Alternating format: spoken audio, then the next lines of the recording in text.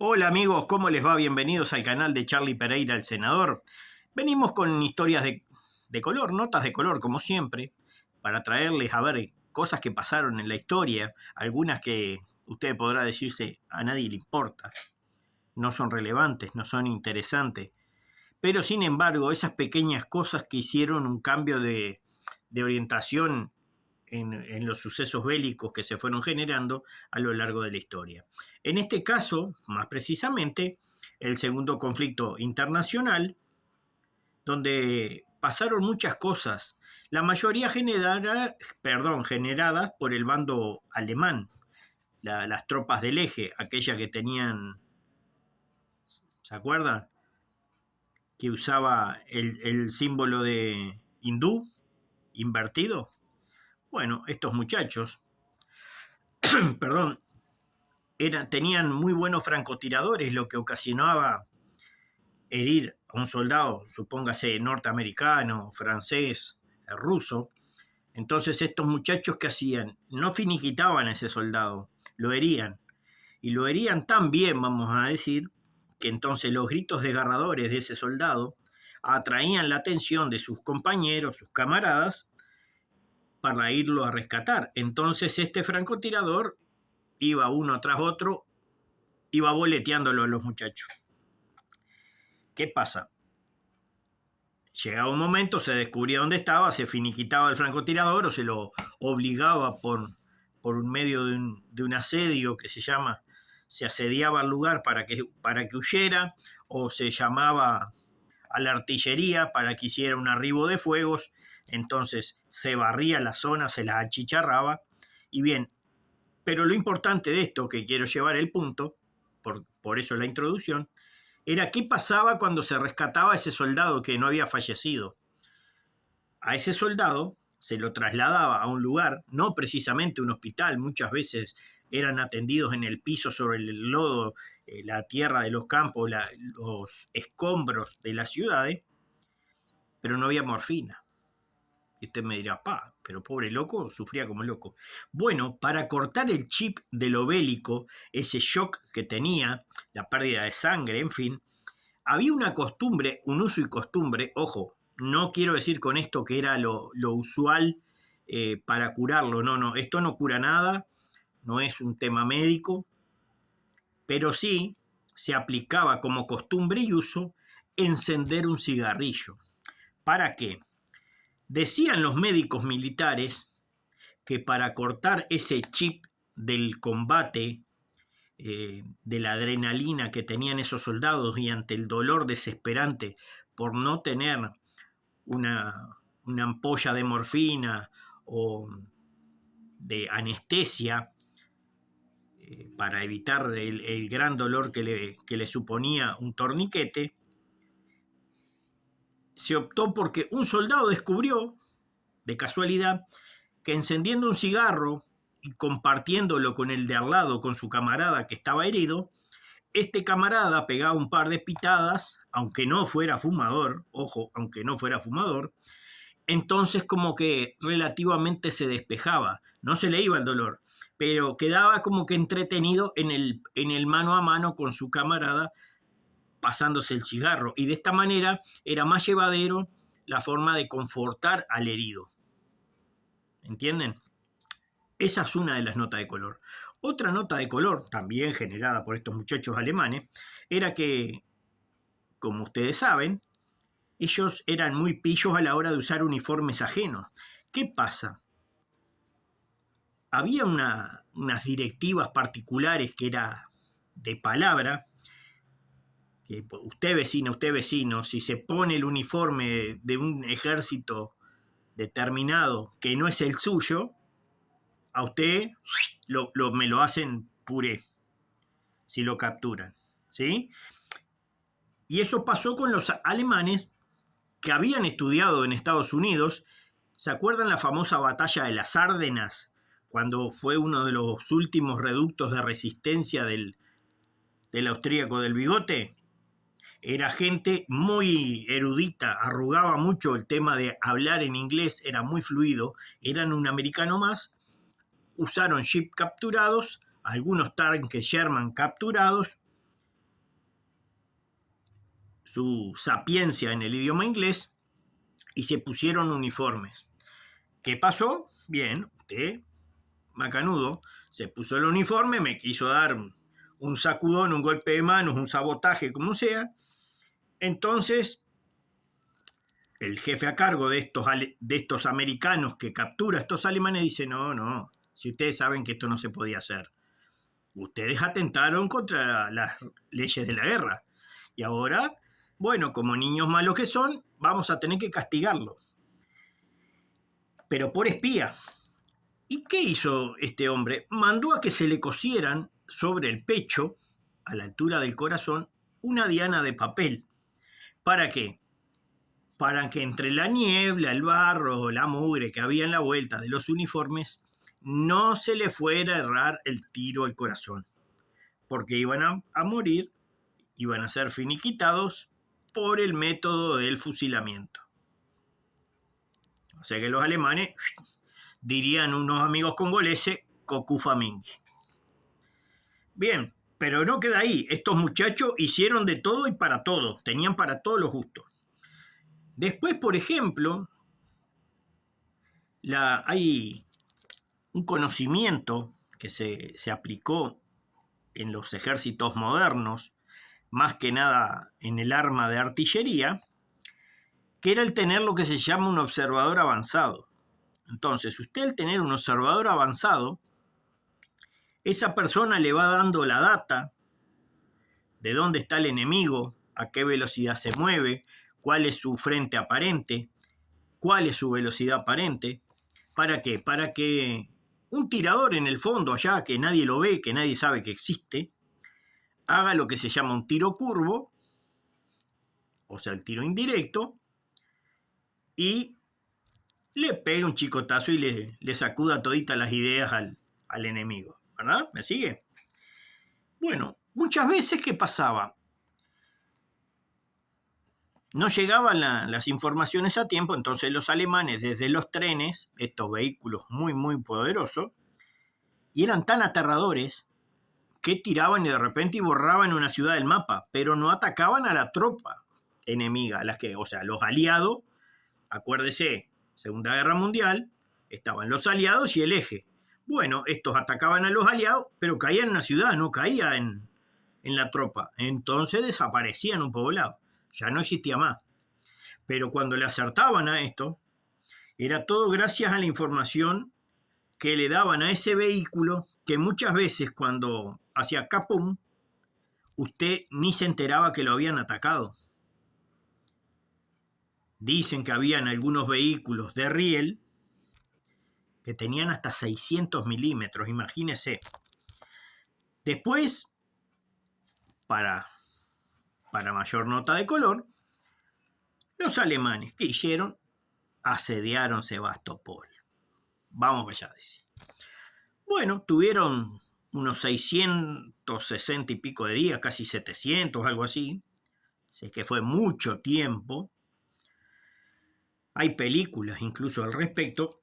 Y Sebastopol, después, con los años, fue roto el bloque, se capturó a los alemanes, se contó la gente finiquitada, hubieron héroes de guerra, muchas medallitas, muchos capturados, mucha capitulación, mucho de todo hubo.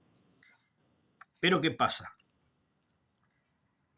El dato no menor es que se tomó ese incidente, ese aterrador incidente del sitio, en muchas escuelas militares del mundo. ¿Para qué? Se lo voy a leer. Dice, el asedio de Sebastopol es considerado el más infernal de la historia, donde bombardeos, cañonazos y combates casi que a quemarropa lo hicieron el ejemplo perfecto para muchas academias militares de cómo se realiza una guerra de devastación. ¿Qué me cuenta? O sea, las escuelas militares aprendieron lo que es la devastación en una guerra. Se los enseñó a devastar al enemigo. los alemanes del muchacho del bigote. Ya van varias. Después, combate sobre Europa.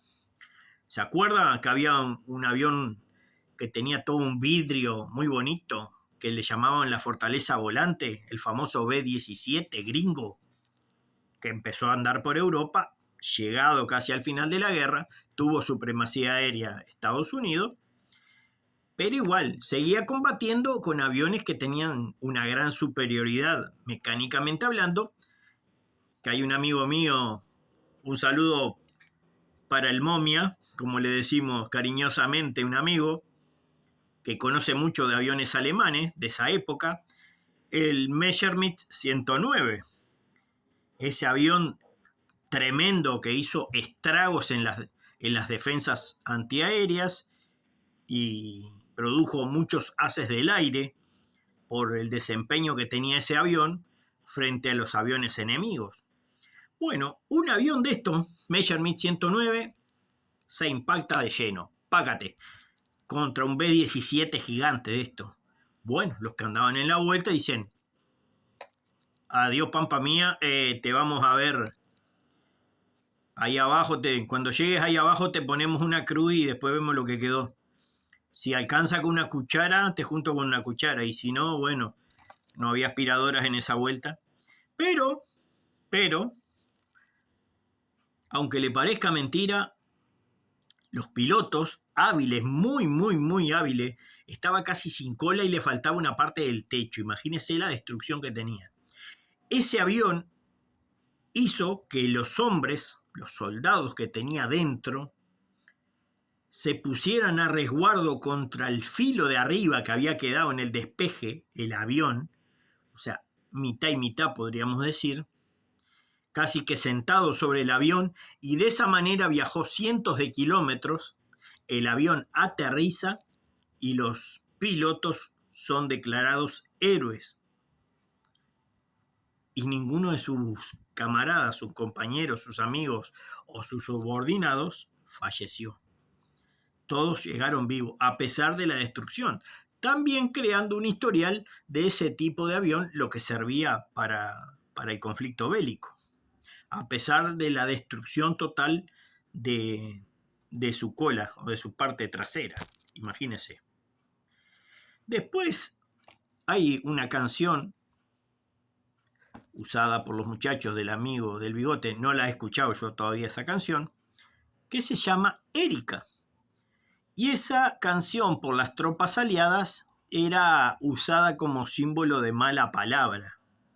¿Se acuerdan que hay otra canción rusa, por ejemplo, que habla del heroísmo de una mujer que va a defender a su esposo, que era un tanquista, y ella también se transforma en tanquista del Ejército Rojo, y que le dio nombre a un determinado cohete largado por camiones, el Katyusha o Katyuska? Bueno, estaba este otro sistema, esta canción llamada Erika, que hacía referencia a la gente alemana y es tomada como mala palabra hoy en día. Estos muchachos bravísimos. Pero mire que no era lo único, tenían más. ¿Qué hacen? Llegan a los fiordos. ¿Se acuerdan? Cuando llega un submarino al fiordo y bombardea y le pega unos cuetazos a los daneses y los daneses, nos entregamos como Leandro Gómez. Bueno, cuando se entregaron, hubieron simpatizantes que dicen, no, pero yo no quería que me atacaran, pero no hay un lugar para mí. Ya que va a haber jaleo, yo también quiero participar. Me dan un uniforme y me transformo y soy de ustedes. Claro, el país estaba en manos del austríaco, no pasó nada.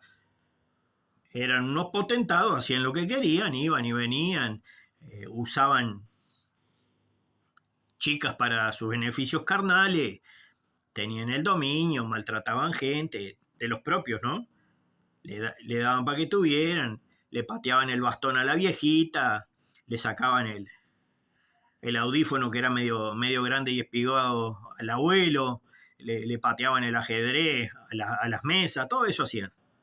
No pasó nada. Pero la guerra terminó. Y fueron declarados traidores y, cuerda mediante, pasaron a mejor vida.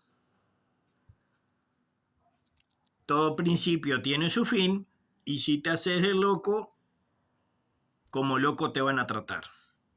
Y también, todo por defender al austríaco del bigote. Pero no, ellos se portaron mal. Ahora vamos a darle, porque también a los otros también le vamos a dar un poquito de garrote. También tenían nota de color, aunque vieron que estos alemanes hicieron suceso, de todo para todo, tenían de todo. En 6 años hicieron lo que mucha gente en 100 años de historia no había hecho. Pero vamos con los británicos. Los británicos idearon, y no queremos acá violentar a nadie que se sienta mal, lo que se llamó la bomba gorda. Y esta bomba se llamaba Upkeep. Perdón porque el fluido de mi inglés está oxidado y tiene trazas de hierro, así que se tranca. Pero la Upkeep esta, que era, podríamos decir, un torpedo saltarín de vallas, se usaban varios tipos de vallado,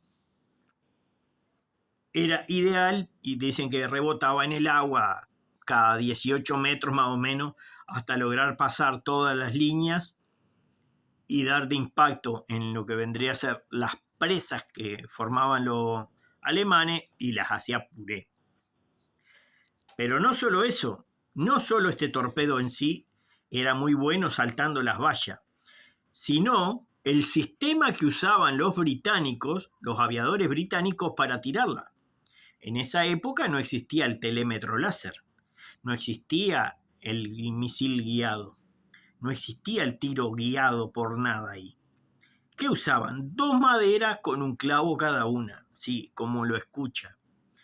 Los colocaban de tal manera que usted iba mirando ese clavo a esa altura, sí, se lo hago acá, ¿no? Entonces lo miraba y cuando esa punta llegaba a determinado lugar de frente a la presa, ahí era que se soltaba el torpedo, y estamos hablando que un torpedo no se larga como misil, sino que es un efecto de caída en diagonal. Entonces se tomaba un impulso y el avión venía como carreteando, como flotando, y dejaba caer esa bomba, y ahí, girando a más de 500 revoluciones por minuto, iba golpeando el agua, saltando ese vallado hasta darse con las presas. Bien, amigos, no les hago más larga esta tiradita y esta nota de color, pero simplemente era eso, cosas en la guerra que fueron poco tomadas en cuenta o que nadie le importa, más allá de las personas que fueron finiquitadas, de los horrores que se causó, pero estos son cosas particulares que dentro del conflicto pueden llegarle a llamar la atención a las personas por la inventiva, por la confraternidad de un camarada hacia otro al darle un cigarro, por el horror que causaban las vías, que esto, ojo, lo de las vías pasó solo en Europa, porque cuando cruzaban de los montes Urales para el otro lado, la medida de las vías eran de otra magnitud. Entonces estos trenes no podían calzar en las otras vías, ojo, también eso. Cómo se tomó una ciudad y el horror que allí pasó como ejemplo de guerra, de una devastación para todos los ejércitos en el mundo.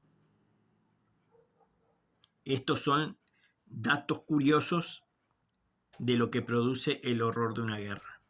Amigos, muchas gracias por estar ahí. Suscríbanse al canal, compartan, aprieten la campanita de notificaciones y nos veremos en algún otro dato curioso y alguna nota de color por ahí. Un abrazo para todos.